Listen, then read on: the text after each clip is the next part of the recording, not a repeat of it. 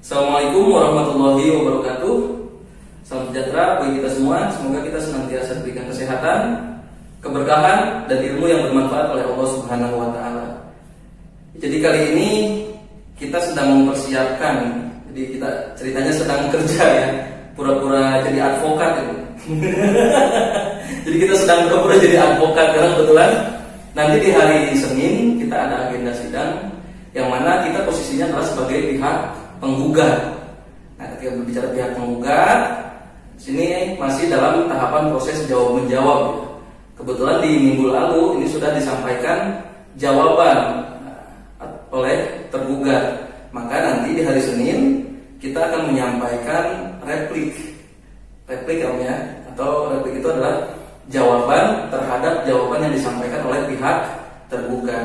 Jadi pertama adalah gugatan, kemudian ada jawaban, ada replik. Nah, di sini kita adalah penyelesaian perkara perselisihan hubungan industrial, di mana dalam perkara ini kita ada 11 orang pekerja, 11 orang pekerja yang kebetulan diputus hubungan kerjanya secara sepihak oleh pihak perusahaan. Jadi perkara kali ini adalah perkara berkaitan dengan perselisihan hubungan industrial, yang mana klien kita adalah 11 orang pekerja yang kemudian diputus hubungan kerjanya oleh perusahaan secara sepihak. Jadi ada sengketa di sini terkait dengan pemutusan hubungan kerja, dan perselisihannya adalah terkait dengan pemutusan hubungan kerja.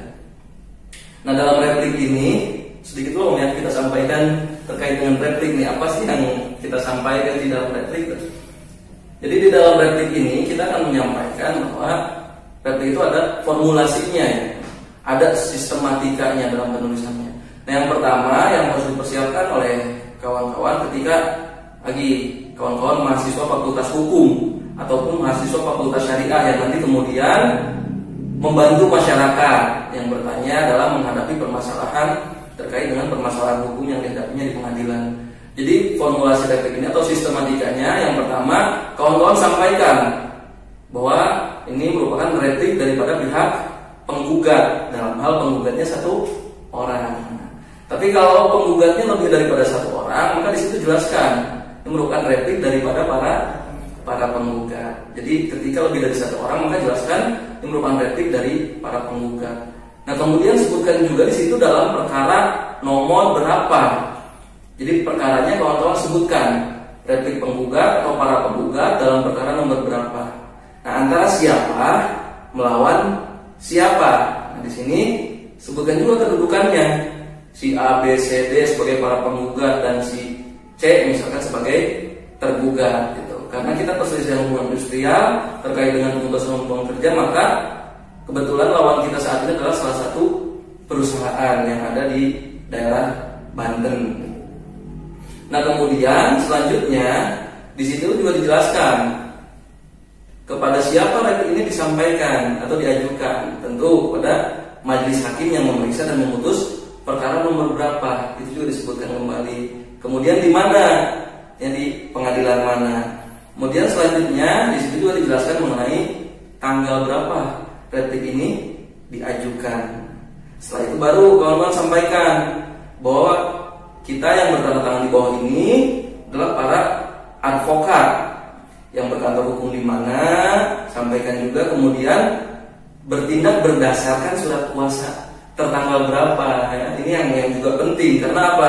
Dalam hal kita menangani sebuah perkara, maka harus berdasarkan kepada surat kuasa yang diberikan oleh para pihak, kemudian diberikan kepada kita. Artinya para pihak menguasakan kepada kita. Oleh karena itu, maka kuasa di sana harus disebutkan berdasarkan surat kuasa khusus tertanggal berapa.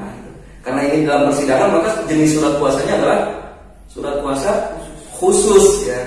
Jadi ada beberapa jenis kuasa. Nah, yang kita pakai dalam hal menghadapi permasalahan di pengadilan, maka jenis surat kuasa khusus gitu. Nah, kemudian setelah itu baru sebutkan bertindak untuk dan atas nama siapa saja.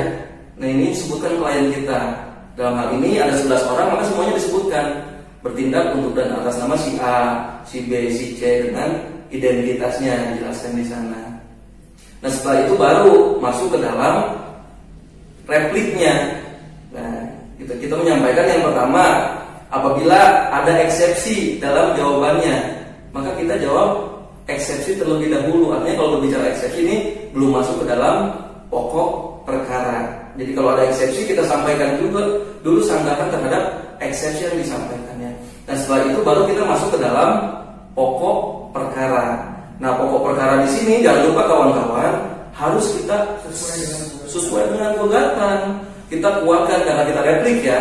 Karena kita replik maka harus memperkuat dalil-dalil yang ada dalam gugatan. Kemudian membantah setiap jawaban yang disampaikan oleh pihak tergugat. Jadi satu persatu jawaban yang disampaikan oleh pihak tergugat ini harus kita bantah. Karena apa?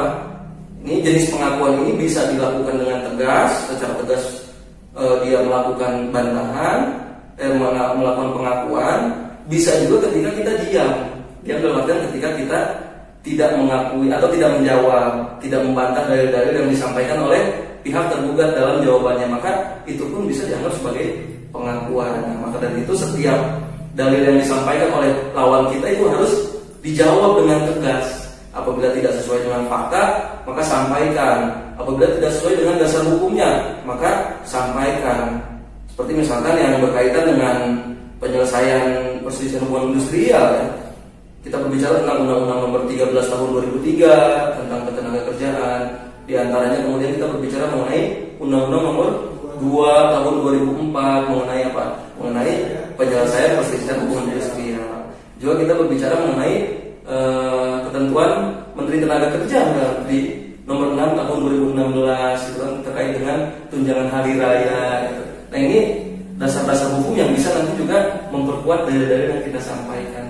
Jadi dalil-dalil itu berdasarkan fakta dan juga alasan hukumnya disampaikan. Nah itu satu persatu kita jawab, jangan sampai ada yang terlewatkan. Nah setelah itu baru kita memperkuat berdasarkan dalil-dalil tadi yang telah kita sampaikan, maka tetap kita memohon kepada majelis hakim yang memeriksa dan memutus perkara. Untuk apa? Ketika ada eksepsi, karena ini replik ya. Ketika ada eksepsi maka majelis hakim kita meminta agar menolak eksepsi tergugat untuk seluruhnya. Nah setelah itu kita juga meminta untuk majelis hakim agar mengabulkan gugatan kita para penggugat untuk seluruhnya. Nah disampaikan lagi apa saja sih gugatan-gugatannya atau petitumnya. Itu dalam hal gugatan kan ada petitum. Nah di replik ini kita sampaikan juga bisa untuk memperkuat, untuk mempertegas apa yang kita minta. Selain kita berbicara mengabulkan seluruh gugatan para penggugat, kita juga menyampaikan apa sih sebetulnya yang diinginkan oleh para penggugat atau apa yang dituntut oleh para penggugat. Nah setelah itu jangan lupa apa? Ditanda tangani oleh siapa? Oleh kita sebagai kuasa hukum dalam perkara ini. Jadi itu diantaranya kawan-kawan yang harus diperhatikan ketika kawan-kawan baik mahasiswa fakultas hukum ataupun fakultas syariah ketika didatangi oleh masyarakat dan bertanya bagaimana sih caranya untuk mengajukan replik. Demikian yang dapat disampaikan. Semoga video kali ini bermanfaat. Kita akan melanjutkan pekerjaan kita lagi karena hari Senin itu sudah harus siap gitu. Jadi ini diantaranya kalau kawan-kawan melihat di persidangan, kok persidangan sebentar gitu. Hanya datang kemudian menyampaikan apa yang sudah jadi. Jadi kita sebagai advokat itu bekerja bukan hanya di dalam persidangan, bukan hanya dalam ruang persidangan. Di luar ruang persidangan pun sama. Kita menyiapkan berkas-berkas yang kemudian nanti akan diajukan di muka pengadilan. Gitu. Baik, cukup sekian. Tetap semangat, jangan pernah lelah menempa diri. Assalamualaikum warahmatullahi wabarakatuh.